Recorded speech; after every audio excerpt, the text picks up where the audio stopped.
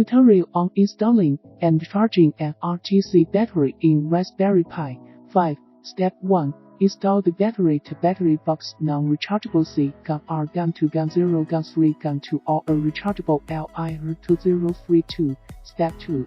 Insert the battery box into the RTC battery connector on the Raspberry Pi 5. Step 3. Power up the Raspberry Pi 5. Enter terminal at the RTC battery charging configuration.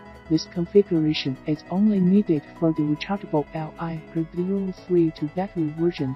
Do not add this configuration for non-rechargeable batteries, as it could damage them. Step 5. To demonstrate that the RTC battery is working, shut down the Raspberry Pi 5 and unplug the power.